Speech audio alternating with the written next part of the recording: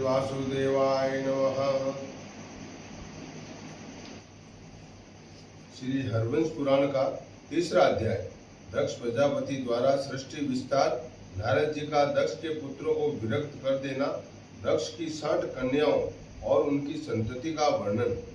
जन्मेजय ने कहा, वैशंपायन जी, आप इस देवता, दानव, गंधर्व, सर्प और राक्षसों की उत्पत्ति को विस्तार पूर्वक कहिए। वैशंपायन जी बोले, राजन, पहले स्वयं भू ब्रह्मा जी ने दक्ष को आज्ञा दी कि तुम प्रजाओं की सृष्टि करो। उस समय दक्ष ने जरायुज आदि प्राणियों की सृष्टि जिस प्रकार की थी उसे सुनो। प्रभु, दक्ष ने पहले ऋषि, देवता, गंधर्व, असुर, राक्षस, यक्ष, भूत, पिशाच, पशु, पक्षी और सर्पों की मानसी सृष्टि रची, अर्थात इनको अपने संकल्प मात्र से ही उत्पन्न कर दिया।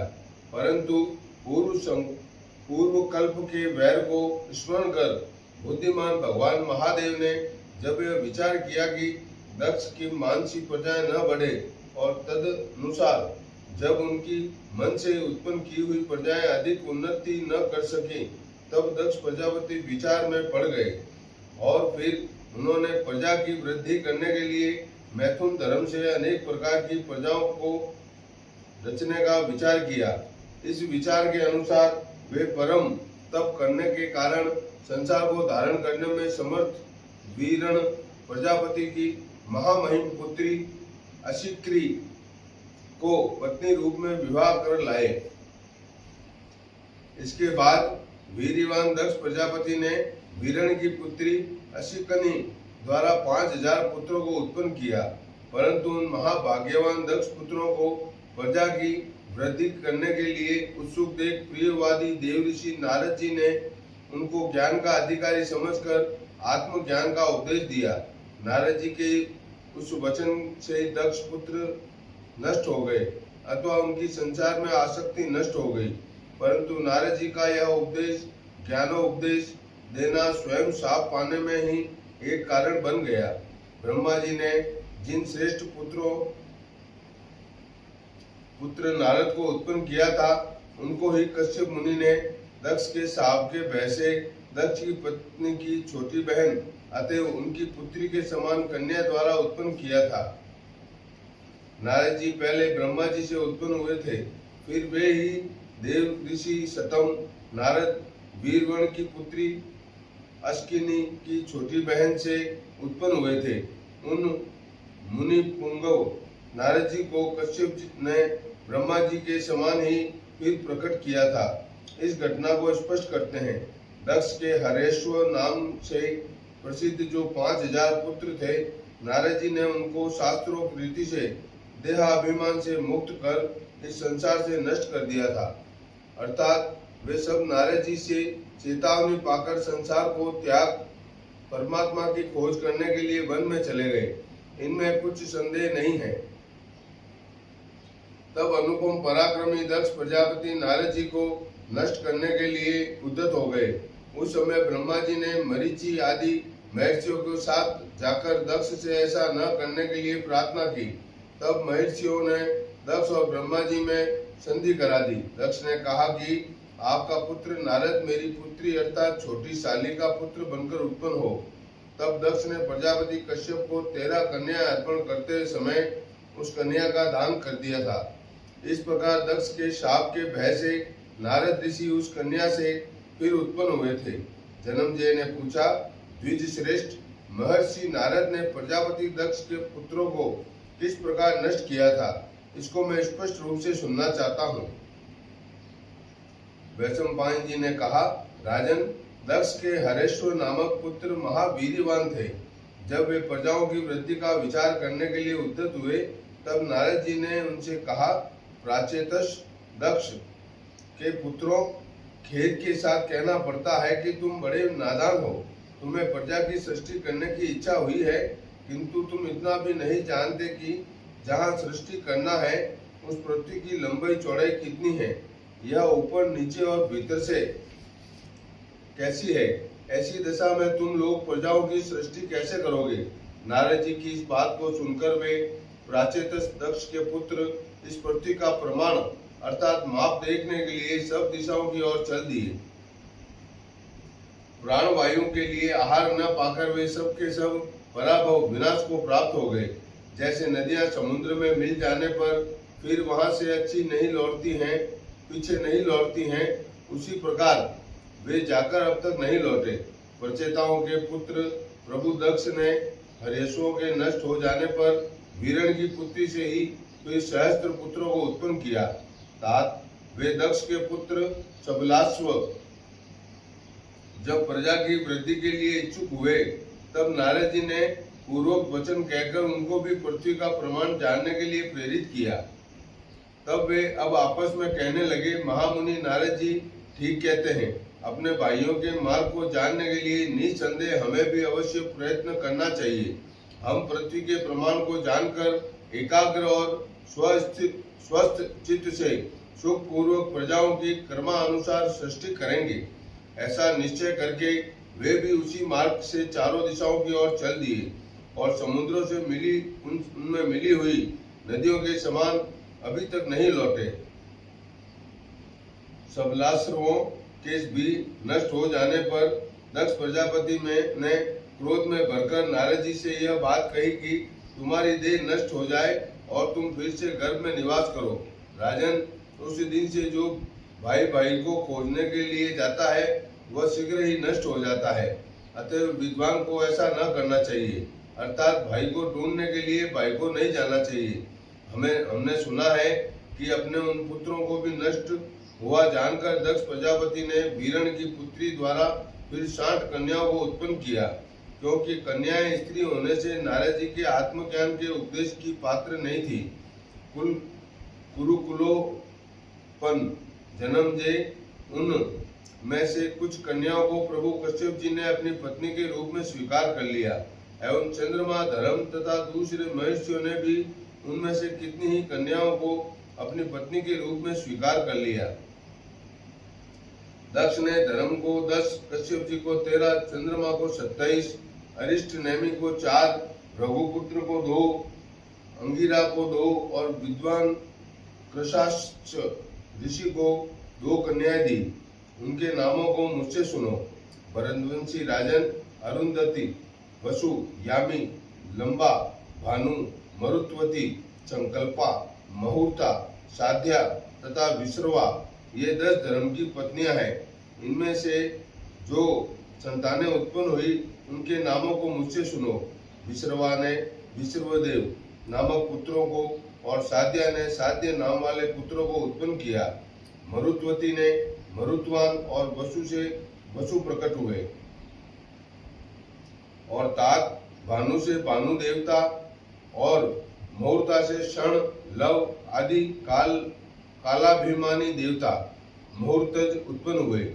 घोष नामक मंत्राभिमानी देवता लंबा से उत्पन्न हुआ तथा यामी से स्वर्गा अभिमानिनी नागविथि उत्पन्न हुई तथा अरुंधति द्वारा धृत, पशु, औषध आदि सब पृथ्वी के विषय उत्पन्न हुए तथा संकल्पों से सर्वात्मा संकल्प अर्थात मानस क्रियाभिमानी देवता उत्पन्न हुआ और यामी पुत्री नागविथि से वृष लंबा कालांतर में फल वृष्टि करने वाले धर्म या ईश्वर का अवलंबन करने वाले देवता उत्पन्न हुआ। राजन, प्राचेतस दक्ष ने चंद्रमा को जो कन्याएं दी थी वे सब सोम पत्नियां नक्षत्रों के नाम से ज्योतिष शास्त्र में प्रसिद्ध है। अब जो ज्योति आदि दूसरे प्रसिद्ध देवता है और जो विख्यात 8 वसु देवता है उनका विस्तृत वर्णन मैं आपसे करूंगा। आप ध्रुव, सोम, धर, अनिल, अनल, प्रत्युष और आप प्रभास ये 8 वसु नाम से प्रसिद्ध हैं। आपके वैतन्य, श्रम, शांत और मुनि नामक पुत्र उत्पन्न हुए और संसार को अपने अंकुश में रखने वाले भगवान काल ध्रुव के पुत्र हैं और सोम नामक वसु के पुत्र भगवान वर्चा हैं, जिनका पूजन करने से मनुष्य वर्चस्वी हो जाता है। धर वसु के द्रविण और हुत व्यवह नामक 2 पुत्र हुए तथा धर की दूसरी पत्नी मनोहरा से शिशिर, प्राण और रमण नामक पुत्र हुए। अनिल की पत्नी का नाम शिवा था। उसके पुत्र मनोजव और अभिज्ञात गति थे। ये दोनों अनिल के पुत्र थे। अग्नि के पुत्र श्रीमान कुमार सरकंडों के झुंड में प्रकट हुए थे। उनके पीछे शाक, विशाख और नैगमय हुए। इस प्रकार अग्नि के 4 पुत्र थे। ये कुमार ही कृतिकाओं की संतान कार्तिकेय और स्कंद कहलाते हैं और ये ही सनत कुमार हैं। अग्नि ने इन्हें अपने तेज के एक अंश से प्रकट किया है और शाक आदि 3 को भी अपने तेज के 1/4 अंश से प्रकट किया है। छांदोग्य उपनिषद में लिखा है कि तम स्कंद इत्याचक्षते। यह सनत कुमार ही स्कंद है। इससे प्रतीत होता है कि सनत कुमार इनका उपनाम है। प्रत्युष के पुत्र का नाम देवल और पुत्री का नाम दृष्टि था। देवल के भी 2 पुत्र थे जो क्षमावान तथा तपस्वी थे। बृहस्पति की बहन का नाम ब्रह्मचारिणी था तथा योग सिद्ध श्रेष्ठ स्त्री आसक्ति को त्याग कर सारे संसार में विचरण किया करती थी।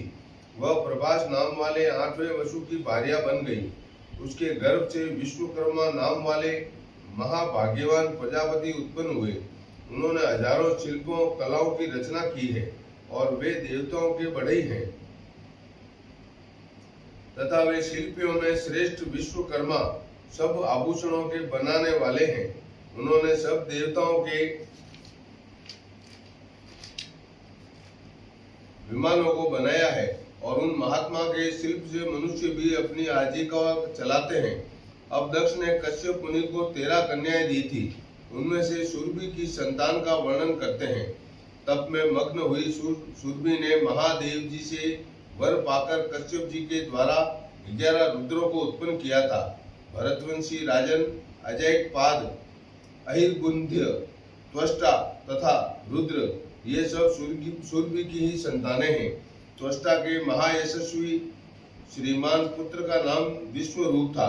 राजन हर, बहुरूप, त्रयंबक, अपराजित, वृषाकपि, शंभु, कपटि, रैवत, मृग व्याध, सर्प और कपाली ये तीनों भुवनों के ईश्वर 11 रुद्र कहे गए हैं। भरत श्रेष्ठ पुराणों में इन अमित पराक्रमी रुद्रों के सैकड़ों रूप बताए गए हैं। इनसे चराचर लोक भरे हुए हैं। भरतार शार्दुल, अब तुम मुझसे कश्यप की स्त्रियों के नाम सुनो। वे हैं अदिति, दिति, धनु, अरिष्टा, सुरसा, खशा, सुरभि, विनता, ताम्रा, क्रोधवशा, ईरा, कद्रु और मुनि। राजेंद्र, अब इनसे जो संतानें उत्पन्न हुई इनका वर्णन मुझसे सुनो। पहले चाक्षसु मनवंतर में तुषित नाम वाले 12 श्रेष्ठ देवता थे। वे उस अत्यंत यशस्वी मनवंतर का अंत आने पर वैवस्वत मनवंतर के आरंभ में सब प्राणियों का हित करने के लिए परस्पर मिलकर कहने लगे, देवताओं शीघ्र आओ, हम अदिति में प्रवेश करके अगले वैवस्वत मनवंतर में उत्पन्न होंगे। यह कार्य हमारे लिए श्रेष्ठकर होगा। वैशंपायन जी कहते हैं, वे सभी देवता चाक्षुष मनवंतर के अंत में इस प्रकार वार्तालाप कर मरीचि पुत्र कश्यप से दक्ष की कन्या अदिति के गर्भ से उत्पन्न हो गए। भारत, वहां विष्णु और इंद्र फिर उत्पन्न हुए। वे तथा अर्यमा, धाता, त्वष्टा, पूषा, विवस्वान, सविता, मित्र, वरुण, अंश और परम तेजस्वी भग ये 12 आदित्य कहलाते हैं। पहले चाक्षुष मनवंतर में जो तुषित नाम वाले देवता थे वे अब वैवस्वत मनवंतर में 12 आदित्य कहलाते हैं और जो सुंदर व्रत धारण करने वाली चंद्रमा की 27 पत्नियां कही गई हैं उन अमित तेजस्विनी पत्नियों की ज्योतिर्मय संतानें उत्पन्न हुई। अनेक पुत्र वाले विद्वान अरिष्ट नेमि की विद्युत नाम वाली 4 पत्नियां थी। उनसे 16 संतानें उत्पन्न हुई। राजर्षि कृशाश्च के ब्रह्म ऋषियों से सत्कृत श्रेष्ठ प्रत्यंगिर सजा ऋचाए और देवताओं के आयु प्रकट हुए। तात ईश्वर की कामना से उत्पन्न होने वाले 33 देवता सतयुग आदि चारों युगों के 1000 बार बीतने पर प्रत्येक कल्प में पुनः उत्पन्न हुआ करते हैं। राजेंद्र, उन देवताओं की भी उत्पत्ति और नाश का वर्णन उपलब्ध होता है। जैसे आकाश में सूर्य का उदय और अस्त बारंबार होता रहता है, इसी प्रकार ये देवताओं के समूह प्रत्येक युग में उत्पन्न तथा नष्ट होते हैं। इस प्रकार आदित्यों का वर्णन करके अब दैत्यों का वर्णन करते हैं। हमने सुना है कश्यप ऋषि के दिति के 2 पुत्र उत्पन्न हुए थे। उनमें से एक हिरण्यकश्यपु और दूसरा वीर्यवान हिरण्याक्ष था। इन कश्यप और दिति की एक सिंही का नाम वाली कन्या भी थी। वह विप्रचिति को विवाही गई थी। उसके महाबली पुत्र सहिकेय नाम से प्रसिद्ध हैं। राजेंद्र, वे अपने गणों सहित 10,000 हैं और उनके सैकड़ों पुत्र और हजारों पौत्र हैं। उनकी गिनती नहीं की जा सकती। महाबाहो, अब हिरण्यकश्यपु की संतानों का वर्णन सुनो। हिरण्यकश्यपु के अनुहार्द, हार्द, वीर्यवान प्रहलाद और चौथा संहार्द, ये 4 प्रसिद्ध पराक्रमी पुत्र उत्पन्न हुए। हार्द का पुत्र हर्द हुआ। सुंद और निशुंद, ये दोनों संहार्द के पुत्र कहलाते हैं।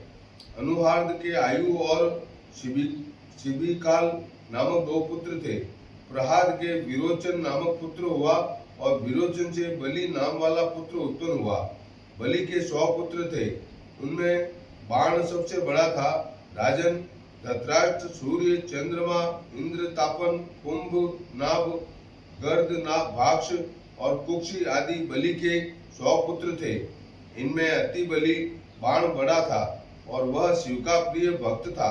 पहले कल्प में बाणासुर ने उमापति शंकर को प्रसन्न करके यह वर मांगा था कि मैं आपके पास विहार करूं। बाण की लोहिती नाम की पत्नी से इंद्रदमन नामक पुत्र उत्पन्न हुआ। राजन, लाखों असुर उसके गण थे। हिरण्याक्ष के जर्जर, शकुनी, भूत, संतापन, महानाभ और पराक्रमी कालनाभ नामक 5 पुत्र हुए। वे विद्वान और परम पराक्रमी थे। अब धनु के वंश का वर्णन करते हैं। धनु के 100 पुत्र हुए। वे सब परम पराक्रमी, तपस्वी और महावीर्यवान थे। उनमें से मुख्य मुख्य असुरों का वर्णन सुनिए। द्विमूर्धा, शकुनी तथा विभु, शंकुशिरा, शंकुकर्ण, विराट और गवेष्टि, दुंदुभि तथा अयोमुख, संबर और कपिल, वामन तथा मरीचि, मदवान और इरा, शंकुशिरा, व्रक, विक्षोभण और केतु तथा केतुवीर्य, सतहद, इंद्रजीत, सत्यजीत और वज्रनाभ तथा महानाभ और विक्रांत, कालनाभ, महाभुज, एक चक्र और महाबली तारक,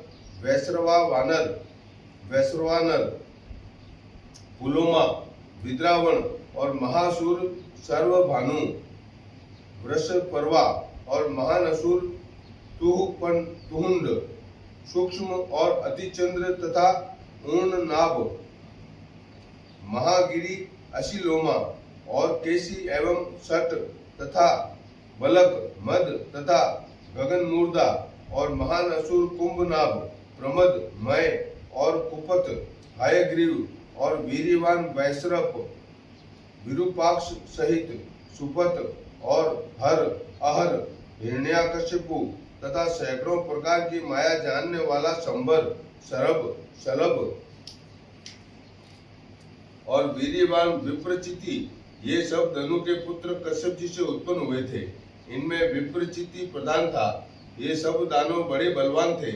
नराधिप, इनकी जो संतानें हुई उनकी गिनती नहीं की जा सकती। महिपाल, इनके अनंत पुत्र पौत्र उत्पन्न हुए। स्वर भानु के प्रभा नामक पुत्री उत्पन्न हुई और पुलोमा के उपदानवी हयशिरा तथा सची 3 कन्याएं उत्पन्न हुई। वृषपर्वा के शर्मिष्ठा नाम की पुत्री हुई। वैश्रवानर दानव की पुलोमा और कालिका नाम की 2 पुत्रियां हुई। ये दोनों मरीचि नंदन कश्यप को विवाही गई। ये बड़ी शक्तिशालिनी थी। इन कन्याओं की बहुत सी संतानें उत्पन्न हुई। परम तपस्वी मरीचि कश्यप ने उन दोनों स्त्रियों से दानवों को आनंद देने वाले 60,000 पुत्रों को जन्म दिया। फिर 1400 पुत्र और उत्पन्न किए। ये सब हिरण्यपुर में रहते थे। इन हिरण्यपुर में रहने वाले महाबली पौलोम और काल के दानवों को ब्रह्मा जी ने वर देकर देवताओं से भी अवध्य न मारे जाने योग्य कर दिया था। अर्जुन ने इनको रण में मार डाला था। प्रभा के नहुष नामक पुत्र हुआ और शची के संजय, शर्मिष्ठा ने पुरु को उत्पन्न किया और उपदानवी ने दुष्यंत को। तदंतर और भी बहुत से महावीर्यवान अति दारुण दानव सिंहिका से विप्रचित्ति द्वारा उत्पन्न हुए। फिर दैत्य दानवों के संयोग से विप्रचित्ति के बहुत से तीव्र पराक्रमी पुत्र हुए। इनमें 13 महाबली दानव संगिकेय नाम से प्रसिद्ध हुए। उनके नाम इस प्रकार हैं: बलवान, व्यंश और शल्य, महाबली नभ, वातापी और नमुची, इलवल तथा खचरम, आंजिचिक और नरक तथा कालनाभ, सुक और पोतरण तथा वीर्यवान वज्रनाभ। इनमें राहु सबसे बड़ा है, जो सूर्य तथा चंद्रमा को पीड़ा देता रहता है। हार्द के मुख और तुहुंड नाम वाले 2 पुत्र उत्पन्न हुए। सुंद के ताड़का से मारीची नामक पुत्र उत्पन्न हुआ तथा सुंद और ताड़का के शिवमान और वीर्यवान सूरकल्प नामक पुत्र भी उत्पन्न हुए। ये सभी दानव श्रेष्ठ और धनु के वंश का विस्तार करने वाले हैं। इनके सैकड़ों पुत्र और हजारों पौत्र हैं। संहार्द दैत्य के कुल में निवात कवच उत्पन्न हुए। वे सब उदार थे और उन्होंने बड़ा भारी तप करके अपने चित्त को पवित्र कर लिया था। वे मणिमती नगरी में निवास करते थे। उनके 3 करोड़ पुत्र थे। वे भी देवताओं से अवध्य थे। उनको भी अर्जुन ने मार डाला था। ताम्रा की काकी, सयनी, भाषी, सुग्रीवी, सूची और गद्री का नाम की अत्यंत बलशालिनी 6 पुत्रियां कही जाती हैं। परम तप काकी ने कौओं को, उल्लूकी ने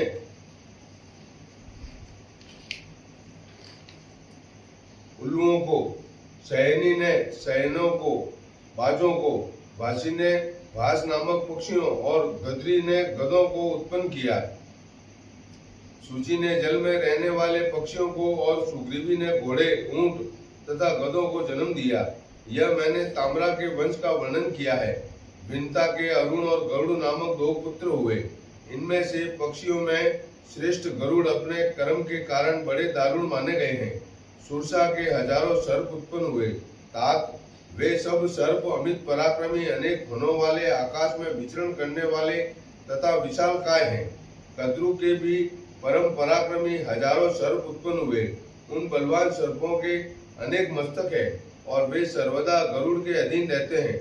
उनमें शेष, वासुकी, तक्षक, ऐरावत, महापद्म, कंबल, अश्वतर, एलापत्र, शंख, करकोटक, धनंजय, महानील, महाकर्ण, धतराष्ट्र, बलाहक, कुहर,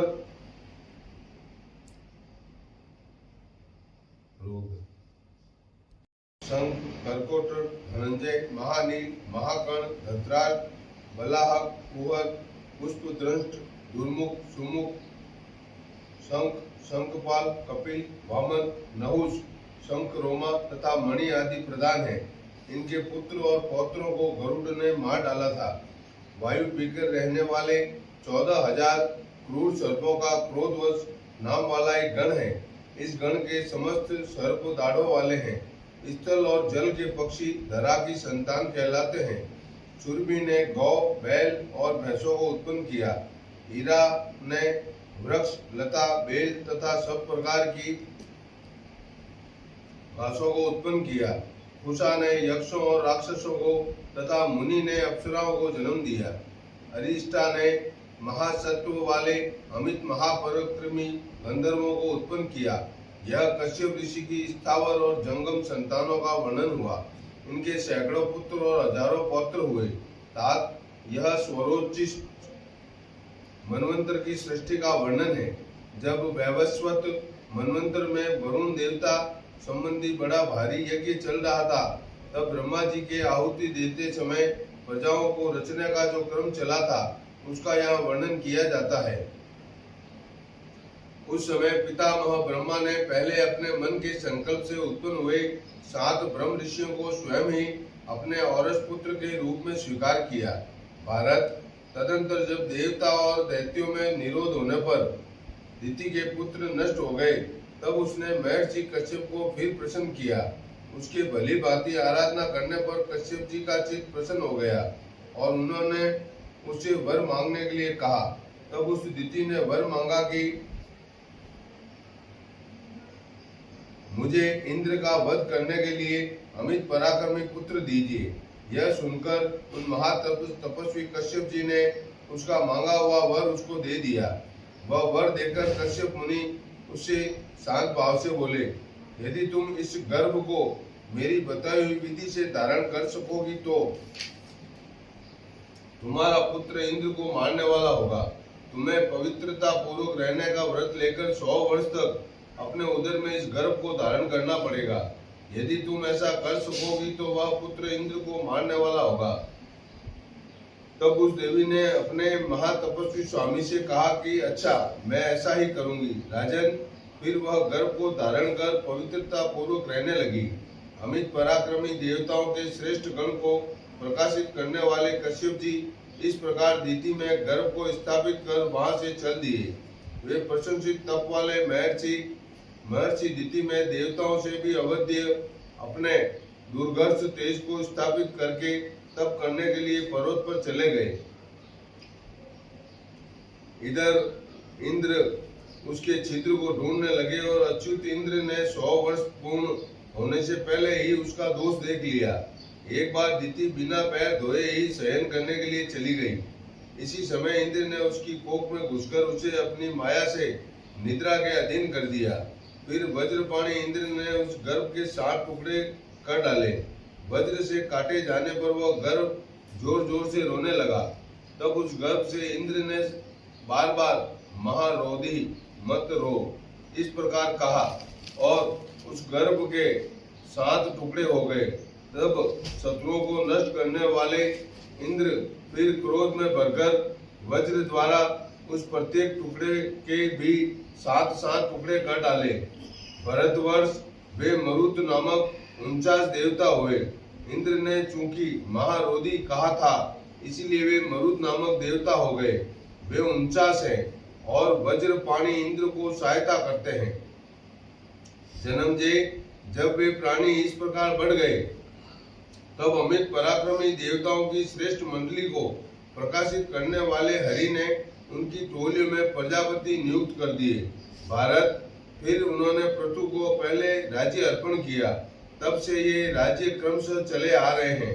वे हरि पुरुष वीर कृष्ण, जिष्णु और प्रजापति हैं तथा वे ही मेघ, सूर्य और अव्यक्त हैं एवं यह सब जगत उन्हीं का है।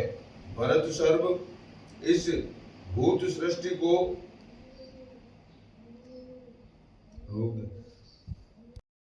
कृष्ण, जिष्णु और प्रजापति हैं तथा वे ही मेघ, सूर्य और अव्यक्त हैं एवं यह सब जगत उन्हीं का है। भारतवर्ष सब, इस भूत सृष्टि को पूर्ण रूप से जानने वाले और मरुतों के शुभ जन्म को सुनने या पढ़ने वाले को जन्म मरण का भय नहीं रहता। फिर परलोक का भय तो होगा ही कहाँ से। इस प्रकार श्री महाभारत खिलभाग हरिवंश के अंतर्गत हरिवंश पर्व में मरुतों की उत्पत्ति का वर्णन विषयक 3रा अध्याय पूर्ण हुआ। ओम नमो भगवते वासुदेवाय नमः।